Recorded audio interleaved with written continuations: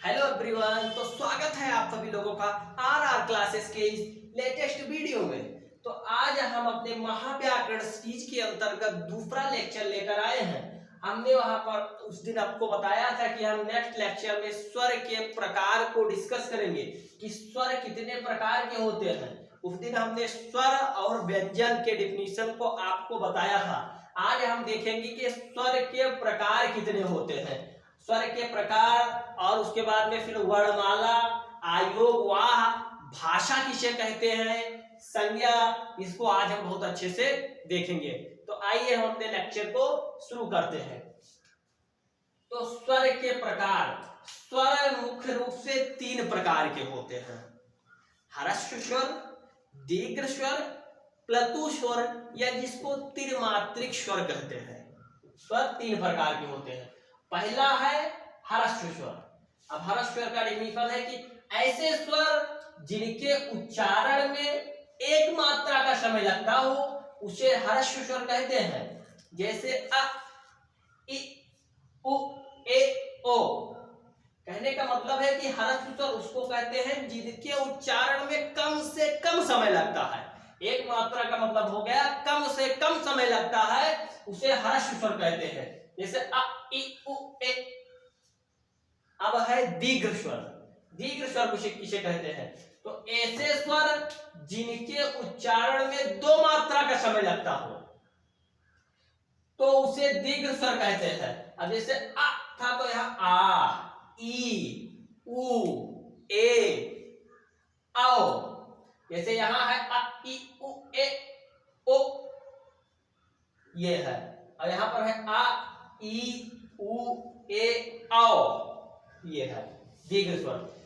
तो ऐसे स्वर जिनके उच्चारण में या जो उच्चारण करते समय ह्रस्व स्वर से दो गुना समय लेते हैं या दो मात्रा का समय लगता है, उन्हें दीर्घ स्वर कहते हैं। अब तीसरा है प्लतु स्वर या त्रिमात्रिक स्वर। प्लतु स्वर का अपना कोई अर्थ नहीं होता, बल्कि ये अपने से पहले प्लतु स्वर का जो वो होता है, प्रतीक होता है, वो होता है इसको प्लतु स्वर को इससे ये इसका प्लतु स्वर का ये प्रतीक है, ये अपने से पहले लगकर उसको प्रभावित करता है। तो यहाँ पर लिखा गया है कि ऐसे स्वर जिनके उच्चारण में तीन मात्रा का समय लगता हो उसे त्रिमात्रिक स्वर कहते हैं। जैसे ओम, नमस्तुते, इसमें जो है तीन मात्रा का समय लगता है। ओम में देखिए ये ह्रस्व स्वर का ये प्रतीक है। ह्रस्व स्वर का अपना कोई अर्थ नहीं होता, बल्कि ये जुड़ जाता है उसमें, अब उससे पहले अपने आप को प्रदर्शित करता है।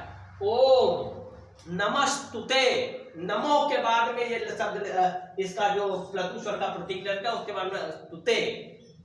तो ये आप देखिए। अब हम समझेंगे कि वर्णमाला क्या होता है। वर्णमाला देखेंगे तो यहाँ पर लिखा हुआ है कि वर्णों के क्रमबद्ध समूह को वर्णमाला कहते हैं। जो वर्ण है उनके क्रमबद्ध समूह को या संयोग को वर्णमाला कहते हैं। हिंदी भाषा में वर्णों की संख्या 52 है।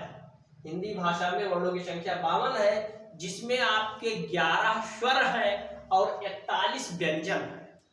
तो इसमें जो 11/41 बराबर 52। हिंदी भाषा में वर्णों की संख्या 52 है। तो आप ये देखिए। अब हम देखेंगे कि आयोगवाह क्या होता है। हम देखेंगे आयोगवाह क्या होता है।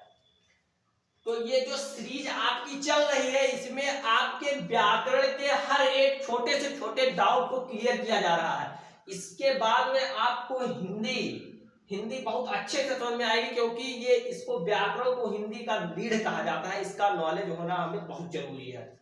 तो आयोगवाह क्या होते हैं? आयोगवाह में दो वर्ण होते हैं तथा इन्हें दो खंड में रखा जाता है। एक होता है अंगः, अंग, अनुस्वर, अंग जिसको अनुस्वर कहते हैं, और अंगः जिसको अनुनासिक, अंगः विसर्ग जिसको कहते हैं।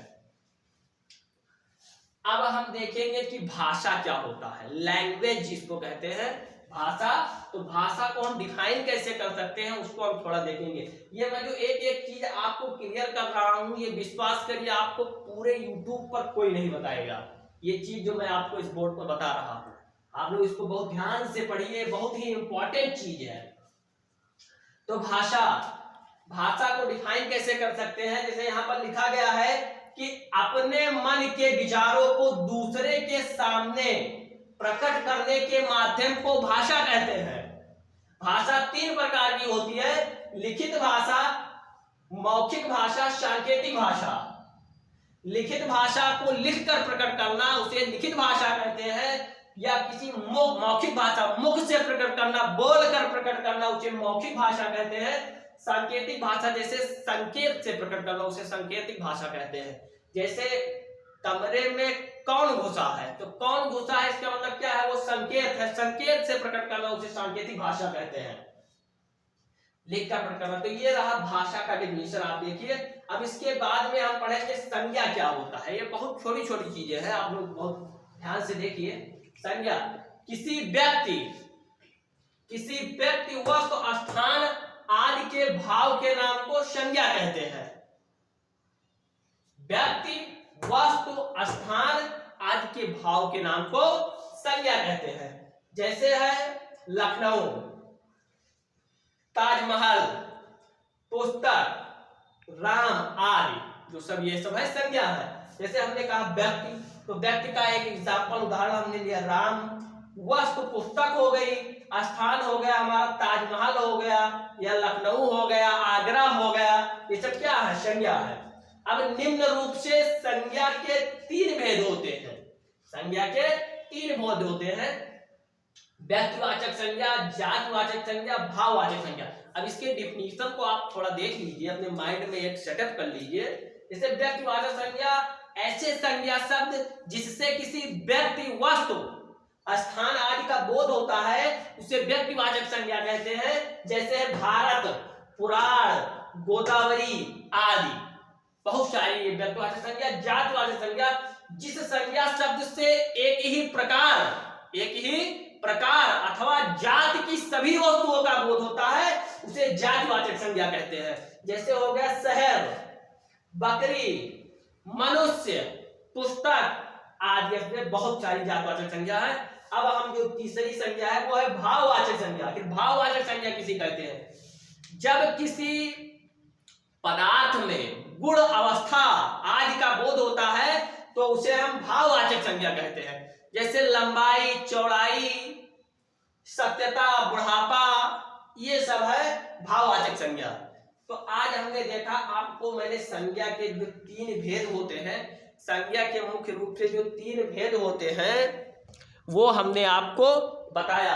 जैसे संज्ञा के मुख्य रूप से व्यक्तिवाचक संज्ञा, जातिवाचक संज्ञा, भाववाचक संज्ञा, ऐसा हमने बताया। अब हम नेक्स्ट लेक्चर में डिस्कस करेंगे कि सर्वनाम क्या होता है, विशेषण क्या होता है, क्रिया विशेषण क्या होता है। ये सब छोटी छोटी चीजें हैं। एक आध लेक्चर में खत्म करने के बाद फिर हम आएंगे काव्य सौंदर्य के तत्व पढ़ेंगे, जिसमें रस, छंद, अलंकार, ये सब बहुत ही इंपॉर्टेंट चीज है जिसको मैं ट्रिक के साथ आपको बताऊंगा। समास है जो आपके हर एक बोर्ड एग्जाम में लगभग 2-4 नंबर के क्वेश्चन आपके आते हैं, वो आपको बताया जाएगा यहाँ पर ट्रिक के साथ। तो अगर वीडियो पसंद आई हो तो वीडियो को लाइक करिए, चैनल को सब्सक्राइब करिए, बेल आइकन को प्रेस करिए, ताकि रोज आने वाली वीडियो की नोटिफिकेशन सबसे पहले आपको मिल जाए। तो ये जो क्लास चल रही है बहुत ही इंपॉर्टेंट है। तो इसी तरीके से साथ फिर मिलते हैं नेक्स्ट वीडियो में नेक्स्ट टॉपिक के साथ। तब तक के लिए इसको रिवीजन करिए और इसका नोट्स बनाइए। ये आपको क्लास 12th तक काम आएगी। 12th के बाद में अगर आप कोई कंपटीशन एग्जाम में बैठेंगे तो उसमें ये आपको पूछा जाएगा। अगर ये आपका क्लियर है, अगर ये बेसिक है, ये आपका क्लियर है, तो आप कहीं नहीं फंसेंगे। तो फिर मिलते हैं नेक्स्ट वीडियो में। तब तक के लिए थैंक यू, बाय बाय।